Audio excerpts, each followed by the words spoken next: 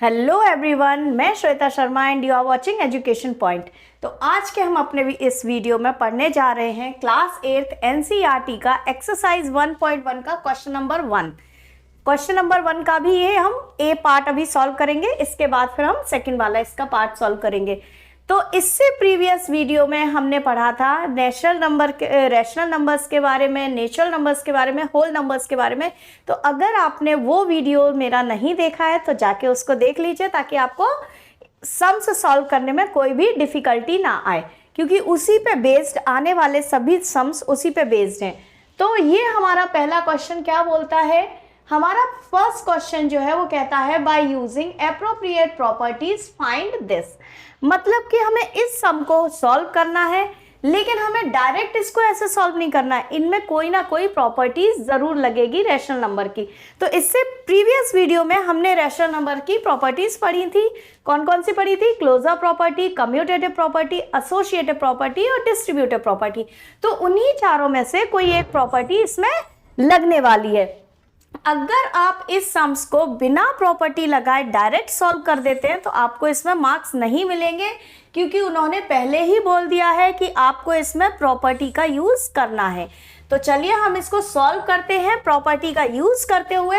तो आप इसको देखिए, सबसे पहले इसमें हमें क्या दिख रहा है, इसमें कौन कौन से हमें मैथ्स के ऑपरेशंस दिख रहे हैं? माइनस दिख रहा है, मल्टीप्लिकेशन दिख रहा है, एडिशन दिख रहा है, ये अगेन माइनस है और ये फिर मल्टीप्लिकेशन है। तो अगर आपको याद हो तो हमने बहुत छोटी क्लासेस से हम लोग पढ़ते हुए आ रहे हैं बॉड मास मेथड। क्या होता है हमारा बॉड मास मेथड, जिसमें सबसे पहले हम ब्रैकेट सॉल्व करते हैं, तो इसमें ब्रैकेट तो है ही नहीं। उसके बाद हम ऑफ सॉल्व करते हैं, तो इसमें ऑफ भी कहीं नहीं लिखा है। अगेन फिर हम डिवीजन सॉल्व करते हैं, तो डिवीजन भी नहीं है। फिर आता है हमारा मल्टीप्लिकेशन।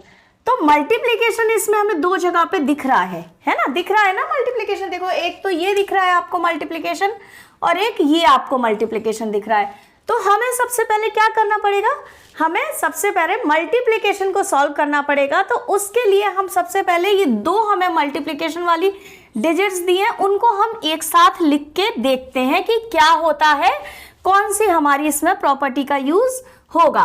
तो चलिए हम दोनों मल्टीप्लिकेशन की प्रॉपर्टीज को एक साथ लिख लेते हैं। -2/3 इंटू 3/5, और फिर हम ये वाली मल्टीप्लिकेशन की प्रॉपर्टी लिख लेते हैं। तो -3/5 इंटू 1/6, ये हमारी मल्टीप्लिकेशन की प्रॉपर्टीज हो गई एक साथ। अब हम ये जो +5/2 है इसको हम अलग लिख लेते हैं, क्योंकि ये सबसे अलग है। ठीक है ना। अब कोई समस्या है इसमें? अभी तो कोई भी डिफिकल्टी नहीं लग रही।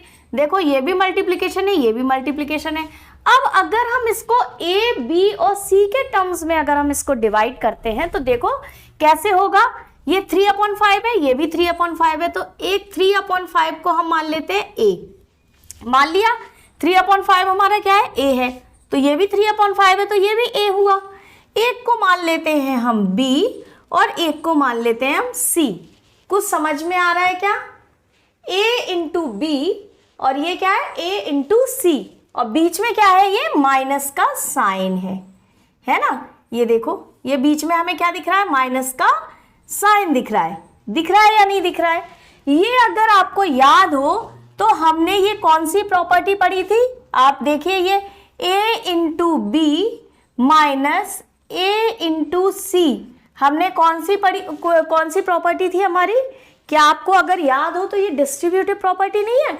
हमने डिस्ट्रीब्यूटिव प्रॉपर्टी पढ़ी थी जो कि इस फॉर्म में लिखी होती थी, ए इन ब्रैकेट बी माइनस सी। और मैंने आपको बताया था इधर प्लस भी हो सकता है, इधर माइनस भी हो सकता है। तो आप देखिए, हमने डिस्ट्रीब्यूटिव प्रॉपर्टी पढ़ी थी जो कहती है हमारी ए इन ब्रैकेट बी माइनस सी या ए इन ब्रैकेट बी प्लस सी। तो ये क्या हो जाएगा, जब b माइनस सी है तो a into b minus a into c, ये हो जाएगा। तो ये देखो, a इंटू बी और माइनस a इंटू सी, इस पूरे को आप मान लीजिए b मान लीजिए, इस पूरे को, है ना। और ये आपका क्या है? a है ना। फिर अगेन आपका ये क्या है? a है, और ये आपका क्या है? c है। क्लियर हो गया ना। देखो, a इंटू सी और ये क्या है? a इंटू बी, है ना। तो ये हमारी कौन सी है? Distributive property. तो अब हम इसमें लिख देते हैं बाय यूजिंग डिस्ट्रीब्यूटिव प्रॉपर्टी है ना। अब हम इसको लिख देते हैं, पहले हम इसमें एक काम कर लेते हैं, कॉमन ले लेते हैं, है ना।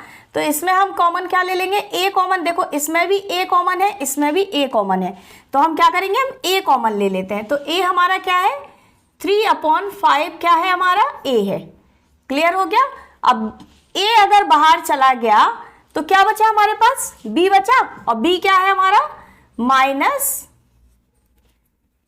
बी हमारा क्या है, -2/3, है ना। बी क्या है हमारा, -2/3, है ना। अब हमने इसमें से ए कॉमन ले लिया तो हमारा माइनस, ये बीच में माइनस का साइन है तो माइनस। अब इसमें से भी हमारा ए चला गया तो हमारे पास क्या बचा, सी बचा ना, तो 1/6, ये आ गया हमारा सी।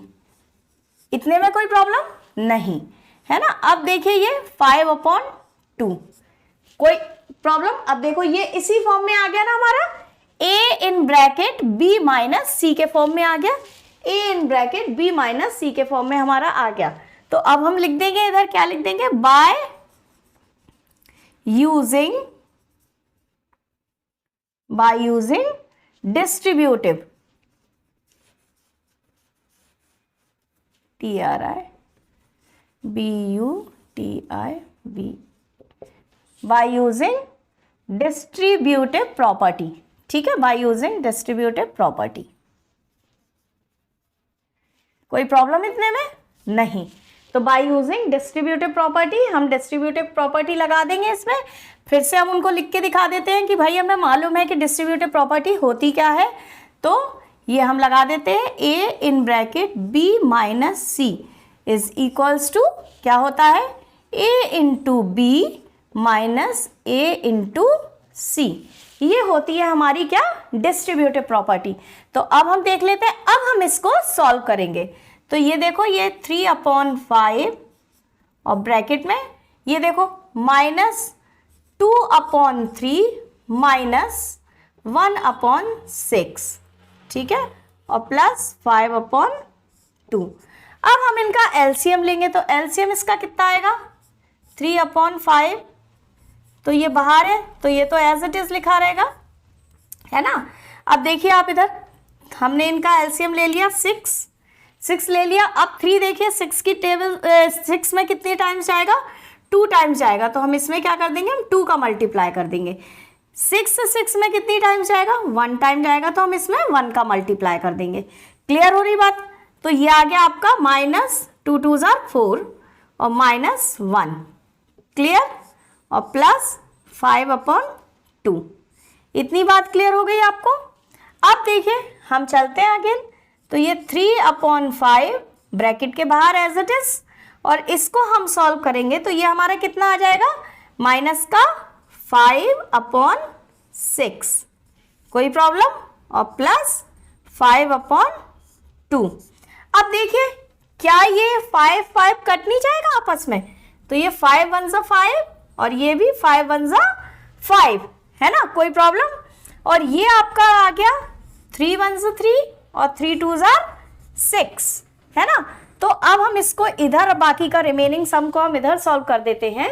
तो ये क्या हो गया, 1 × 1, तो ये क्या आ गया, 1 × -1 क्या आ गया आपका, -1, और ये /2, कोई प्रॉब्लम। और ये आपका प्लस 5/2, ये एज इट इज इसके साथ लिख दिया, है ना। अब हम क्या करेंगे, इनका एलसीएम ले लेंगे। तो एलसीएम कितना आएगा हमारा, 2 आएगा। 2 का टेबल 2 में कितने बार जाएगा, 1 बार जाएगा, तो 1 आ गया और प्लस 5 आ गया। मतलब कि ये आपका कितना बचा अब इधर, 4, है ना। तो 4/2, दैट इज 2 1 जा 2, 2 2 जा 4, मतलब कि आपका आंसर कितना आ गया, 2। This is your answer. तो अब आप चाहें तो इसका स्क्रीनशॉट ले सकते हैं और आप इसको डायरेक्ट बिल्कुल भी सॉल्व नहीं करिए, इसको प्रॉपर्टी लगा के सॉल्व करिएगा। और अब हम इसके बाद स्टार्ट करने वाले हैं हमारा इसी का 1.1 का क्वेश्चन नंबर 1 का सेकंड पॉइंट। तो आप इसको सॉल्व कर लीजिए।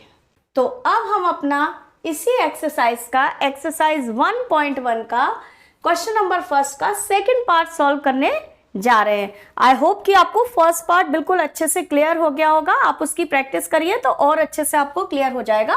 और अब हम इसका second point sorry second part इसका अब हम सॉल्व करेंगे क्वेश्चन नंबर 1.1 का।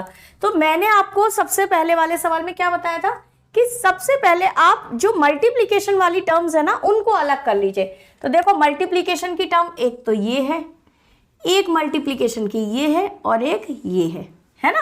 अब आप देखिए एक तो आपकी मल्टीप्लीकेशन की टर्म कौन सी हो गई, ये हो गई, ठीक है। एक आपकी मल्टीप्लीकेशन की टर्म कौन सी हो गई, ये हो गई, और एक आपकी मल्टीप्लीकेशन की टर्म कौन सी हो गई, ये हो गई।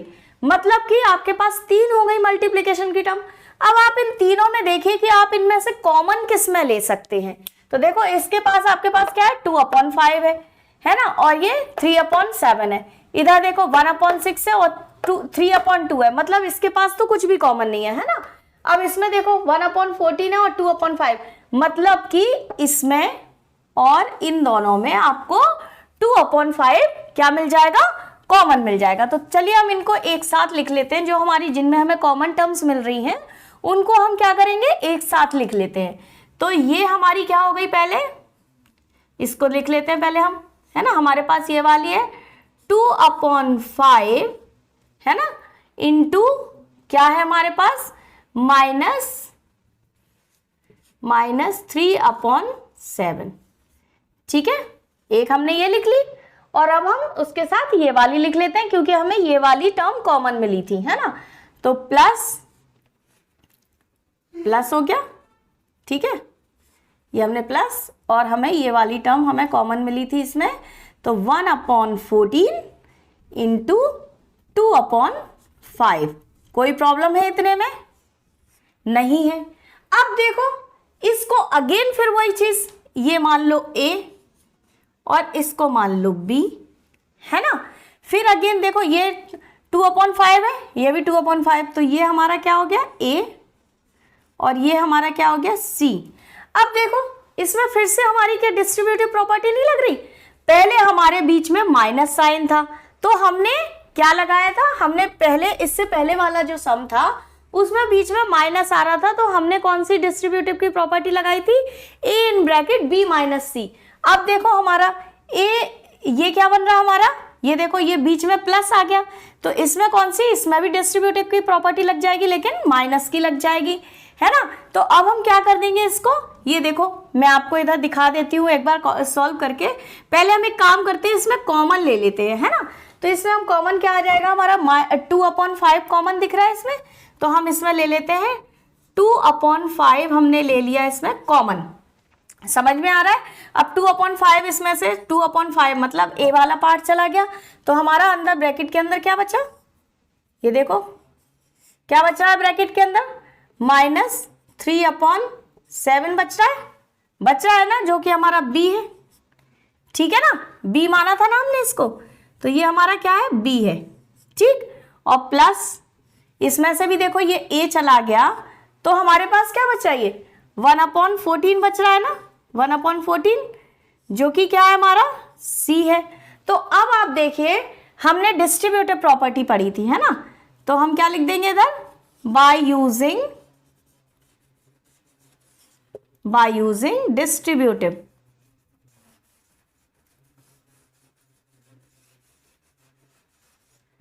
बाय यूजिंग डिस्ट्रीब्यूटिव प्रॉपर्टी, ठीक है ना, बाय यूजिंग डिस्ट्रीब्यूटिव प्रॉपर्टी। तो डिस्ट्रीब्यूटिव प्रॉपर्टी हमारी क्या कहती है, देखो A क्या कहती है, A in bracket B plus C is equals to क्या आ जाता है, A इंटू B, है ना, A इंटू B और प्लस A इंटू C।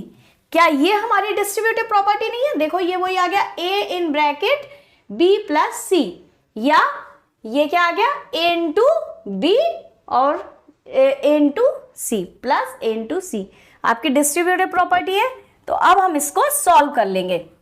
तो अब हम जो हमारा तीसरा वाला है, हम वो तीसरा वाला इधर पे नोट कर लेते हैं, क्योंकि हमने उसको स्टार्टिंग में इसको नोट नहीं किया था। तो अब हम थर्ड वाला जो हमारा छूट रहा है इसको हम इधर नोट कर लेंगे। तो